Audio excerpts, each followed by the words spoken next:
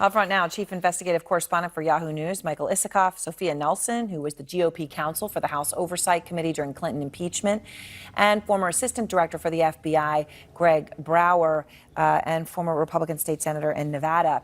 Michael, okay, you see McKinley's testimony, and then Pompeo is specifying, a certain date, right, a certain period during which he says that this conversation did not occur. And then when George Stephanopoulos says, well, did it ever occur? He says, well, I don't want to talk about my conversations.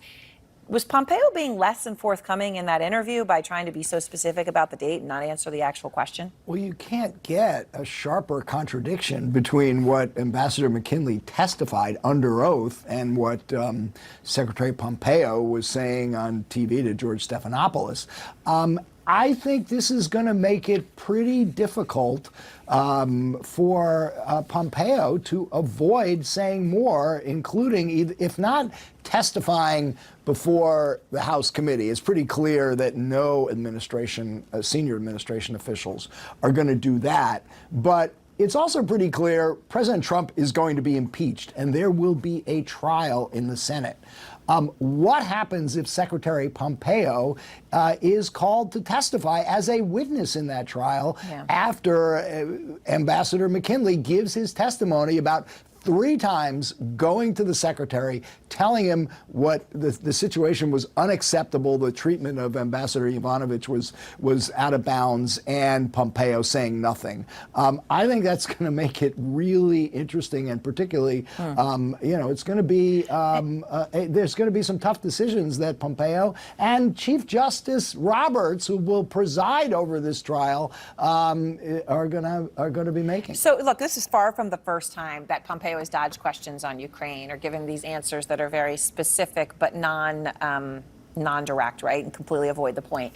Here he is being asked what he did with the cable that Bill Taylor, who was the top American diplomat to Ukraine, testified that he sent to Pompeo, right? Bill Taylor said, I was in Kiev. John Bolton said, you know what, send a cable to Pompeo with all of your concerns about the aid to Ukraine being held up. And Taylor testifies that he did it, and he gives it to Pompeo, and then Pompeo is asked about it. Here's what he says. What did you do with that cable? Yeah, I'm not going to talk about the inquiry this morning. So did you relay his concerns to the president? Look, I came here today to talk about workforce development. Came here today to talk about the great things that are going on here in Kansas. Greg, why do you think Pompeo is acting like this and not sharing what he knows? Well, Erin, I think either the secretary was not in the loop on this, what you might call a unholy effort to shake down the Ukrainians, or he was in the loop and obviously can't disclose that, because either scenario is a bad one for him. And so it's hard to tell exactly what he knows. He may have been out of the loop on this, but either way, it's not a good look for the secretary. So, Sophia, now we're starting to get these transcripts. We got a couple today. We're going to get more tomorrow. And by the way, you have more stonewalling from the administration, so we may never hear from John Bolton before an impeachment vote, or all this is going to get pushed well into next year. Does it lessen the impact if these witnesses are called back for these public hearings when we've already seen the transcripts, the opening statements, and all this information is out there? Not at all. I think it actually heightens the awareness of the public. I mean, think about what happened, Erin, in the lead up to the Mueller report. We knew what it said. We had the summaries, but when Bob Mueller finally testified, we all were riveted and looking at our television sets, and we didn't want to move. I think that you have a similar effect here. I think Yovanovitch would be an interesting and compelling witness to hear from, as would be McKinley.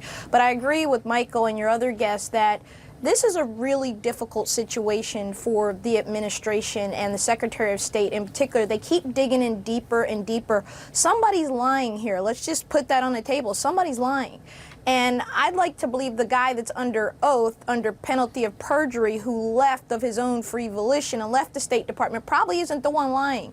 So I think that creates a problem. And I think that what Congress is trying to do, Erin, the 3 committees, Judiciary, Government Reform and Oversight, and Intel, are working together to release this information in the interim where, as you know, the witnesses that they're trying to call and compel will not come up to the Hill. which is, to me, obstruction of Congress and ought to be dealt with immediately. They ought to send somebody after those folks that are not coming and testifying. So, when you look at the perspective of what was going on with all of this, though, Michael, when Yovanovitch was asked about her conversations with Ukrainian officials about Giuliani, she recalls a conversation with one official who was very concerned about Giuliani's efforts, along with his associates. He was working with these guys who now have been arrested, right? And she testifies, Michael, quote, he basically said and went into some detail that there were two individuals from Florida, Mr. Parnas and Mr.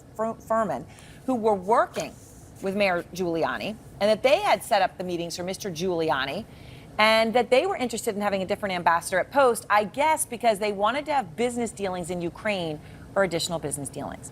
Michael, it does open up the question of whether, what's your take on this? This is Rudy Giuliani all trying to make a lot of money, and he dangles the Joe Biden investigation in front of Trump, who gets fully on board. But this is Rudy Giuliani's deal. Yeah, look, here you have the ambassador, career diplomat, trying to do her job, serving American national security interests in Ukraine, and learning that she's being undercut by, the president's personal lawyer dealing with these, business guys who are working for a business deal, and, essentially undercutting everything she's doing as the ambassador. It was an untenable situation that she was in. She's also, hears from one of the senior Ukrainian officials telling her she has to watch her back because that Giuliani was going to that senior Ukrainian official, bad-mouthing the ambassador. This is, Ambassador McKinley said in his testimony that he had never seen anything like this in 37 years of service. I think that's a pretty striking point. All of you stay with me.